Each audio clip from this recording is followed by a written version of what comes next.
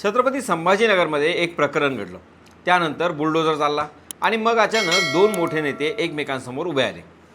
एकीकडे शिवसेनेचे मंत्री संजय शिरसाट तर दुसरीकडे MIMचे इम्तियाज जलील।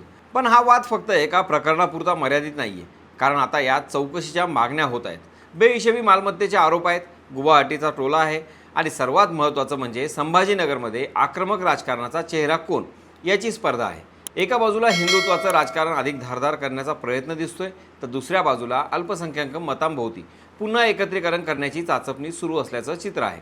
मग निदा खान प्रकरणानंतर अचानक इतकं मोठं राजकीय युद्ध का पेटलं आणि या संघर्षामागं नेमकं राजकारण काय दडलंय, हेच आपण आज या सविस्तर विश्लेषणातून जाणून घेणार आहोत। नमस्कार, मी स्वप्नील आणि आपण पाहतात त्याचं काय महाराष्ट्र। छत्रपती संभाजीनगर हे शहर महाराष्ट्राच्या राजकारणात नेहमीच संवेदनशील असं राहिलं आहे, कारण या शहरात राजकारण फक्त विकासाच्या मुद्द्यांवर होत नाही, तर ओळख, धर्म, भावना आणि शक्ती प्रदर्शन यावरही होतं। औरंगाबादचं संभाजीनगरमध्ये झालेलं नामांतर, MIMची वाढती ताकद असो किंवा शिवसेनेचं आक्रमक हिंदुत्व असो, या शहरात प्रत्येक घटना पटकन मोठ्या राजकीय वादात बदलते आणि आता निदा खान प्रकरणामुळे पुन्हा एकदा तेच वातावरण तयार झालं आहे। या संपूर्ण वादाची सुरुवात झाली ती मतीन पटेल यांच्या नावानं। या प्रकरणात त्यांचं नाव समोर आल्यानंतर प्रशासनाने त्यांच्या घरावर बुलडोझर कारवाई केली आणि इथूनच हा विषय केवळ पोलीस किंवा प्रशासनापुरता मर्यादित राहिला नाही, कारण बुलडोझर हा शब्द आता भारताच्या राजकारणात खूप प्रतिकात्मक बनला आहे। उत्तर प्रदेशमध्ये योगी आदित्यनाथ यांच्या कारवाईनंतर बुलडोझर म्हणजे आक्रमक प्रशासन अशी प्रतिमा तयार झाली। त्यामुळे महाराष्ट्रात जेव्हा अशी कारवाई होते तेव्हा ती फक्त नियमभंगावरील ॲक्शन म्हणून पाहिली जात नाही, तर त्यामागं राजकीय संदेश शोधला जातो आणि नेमकं तिथंच MIMचे इम्तियाज जलील मैदानात उतरले। त्यांनी थेट मतीन पटेल यांच्या घरी भेट दिली। एवढंच नाही तर घर पाडलं तर आम्ही नवीन घर बांधून देऊ असंही जाहीरपणे सांगितलं।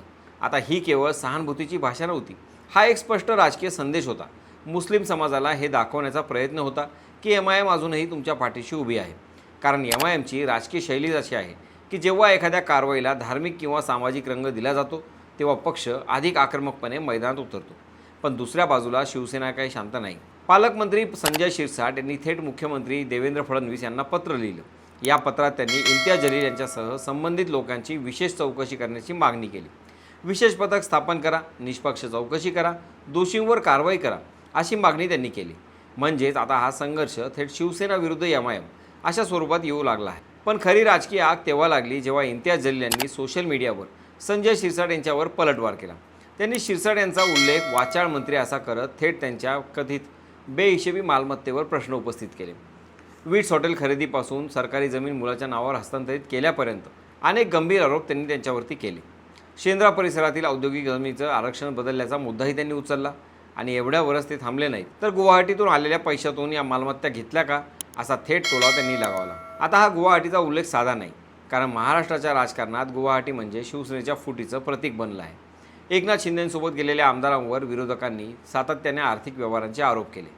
त्यामुळे जलील यांनी मुद्दाम हा मुद्दा उचलून घेत शिंदे गटाला राजकीयदृष्ट्या डिफेन्सिव्ह करण्याचा प्रयत्न केल्याचं दिसतं। पण या संपूर्ण संघर्षात फक्त आरोप प्रत्यारोप नाहीत, तर आगामी निवडणुकांचं गणितही लपलेलं आहे, कारण छत्रपती संभाजीनगरमध्ये महापालिका निवडणुका महत्त्वाच्या मानल्या गेल्या। या शहरात हिंदुत्वाचं राजकारण प्रभावी आहे, तर दुसरीकडे मुस्लिम मतदारांचाही मोठा प्रभाव आहे।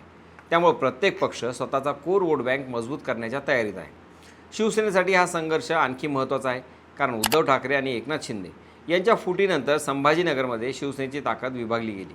अशावेळी शिंदे गटाला स्वतःला खरी आक्रमक शिवसेना म्हणून सिद्ध करायचं आहे आणि म्हणूनच संजय शिरसाट यांची भाषा आणि त्यांची भूमिका अधिक आक्रमक होताना दिसत आहे। शहरात पुन्हा हिंदुत्वाचा चेहरा आपणच आहोत हा संदेश देण्याचा प्रयत्न यातून दिसतोय। दुसरीकडे भाजपची भूमिका देखील इथे महत्त्वाची ठरते, कारण हिंदुत्वाचा मुद्दा जितका तापेल तितका त्याचा अप्रत्यक्ष फायदा भाजपलाही होऊ शकतो। त्यामुळे भाजपचे स्थानिक नेतेही या प्रकरणात आक्रमक भूमिका देताना दिसत आहेत। विशेष म्हणजे शहरात हे वातावरण तयार करण्याचा प्रयत्न सुरू असल्याची चर्चा राजकीय वर्तुळात आहे। MIMसाठी देखील ही लढाई अस्तित्वाची आहे, कारण इम्तियाज जलील यांनी एकेकाळी संभाजीनगरमध्ये मोठा प्रभाव निर्माण केला होता, खासदारकी जिंकली होती, पण गेल्या काही निवडणुकांमध्ये त्यांना काही प्रमाणात फटका बसला। त्यामुळे आता पुन्हा आक्रमक भूमिका घेत स्वतःचा जनाधार मजबूत करण्याचा प्रयत्न सुरू असल्याचं स्पष्ट दिसतंय। या सगळ्यामध्ये सर्वात मोठा प्रश्न प्रशासनाच्या निष्पक्षतेवर उपस्थित होतो, कारण बुलडोझर कारवाई झाली की लगेच प्रश्न विचारला जातो, कारवाई खरंच नियमानुसार झाली का, की निवडक लोकांवरच होते। विरोधक प्रशासनावर दबावाचे आरोप करतात, तर सत्ताधारी म्हणतात कायद्यापुढे सगळं काही समान आहे, पण जनतेच्या मनात प्रश्न निर्माण होणं स्वाभाविक आहे। विशेष म्हणजे आता महाराष्ट्रातही उत्तर प्रदेशसारखं बुलडोझर पॉलिटिक्स दिसू लागलं आहे, अशी चर्चा सध्या सुरू आहे. कारण अशा कारवायांमुळं प्रशासनाचा धाक निर्माण होतो, पण त्याचवेळी राजकीय ध्रुवीकरणही वाढतं आणि संभाजीनगरसारख्या संवेदनशील शहरात याचे परिणाम आणखी खोलवर जाऊ शकतात. आता या संपूर्ण प्रकरणाचा आणखी एक मोठा अँगल म्हणजे सोशल मीडिया. कारण आजकाल राजकारण फक्त सभांमध्ये होत नाही, तर ट्विटर, फेसबुक आणि व्हॉट्सअपवरही होतं. जलील यांनी सोशल मीडियावर टाकलेलं पत्र, त्यातील आरोप आणि त्यानंतर सुरू झालेल्या प्रतिक्रिया यामुळं हा वाद आणखी तापला. प्रत्येक पक्षाचे समर्थक आपापली बाजू आक्रमकपणे मांडू लागले, पण सामान्य नागरिक या सगळ्याकडं कसं पाहतोय? त्याला असं वाटतंय की शहरात अजूनही पाणी, रस्ते, रोजगार, गुन्हेगारी असे प्रश्न कायम आहेत, पण राजकारण मात्र सतत धार्मिक आणि भावनिक मुद्द्यांमोदी फिरतंय. आणि हेच महाराष्ट्राच्या राजकारणात मोठं चित्र बनताना दिसतंय. कारण आता प्रत्येक पक्षाला माहीत आहे की भावनिक मुद्दे जितके तापतील तितकं मतांचं ध्रुवीकरण सोपं होतं. त्यामुळे संभाजीनगरमध्ये सध्या जे सुरू आहे ते केवळ एका प्रकरणावरचं राजकारण नाही, तर आगामी निवडणुकांपूर्वीची पोझिशनिंग आहे. आता पुढचा प्रश्न असा आहे की मुख्यमंत्री देवेंद्र फडणवीस या मागण्यांवर काय निर्णय घेणार? खरंच चौकशी होणार का? झाली तर ती कुणापर्यंत पोहोचणार? आणि या संघर्षातून संभाजीनगरमध्ये पुन्हा एकदा हिंदुत्व विरुद्ध MIM अशी थेट लढत उभी राहणार का? कारण सध्या तरी एक गोष्ट स्पष्ट दिसते, निदा खान प्रकरण हा फक्त प्रारंभ होता, पण आता त्यातून जे राजकीय युद्ध पेटलं आहे ते आगामी काळात महाराष्ट्राच्या राजकारणात आणखी मोठे पडसाद उमटवू शकतं. तुम्हाला काय वाटतं? कमेंटमध्ये नक्की सांगा. बाकी राजकारणाच्या आखाड्यात आपली नजर कायम असणारच आहे. तेव्हा कुठेही जाऊ नका, पाहत राहा, सबस्क्राईब करा. त्याचं काय महाराष्ट्र.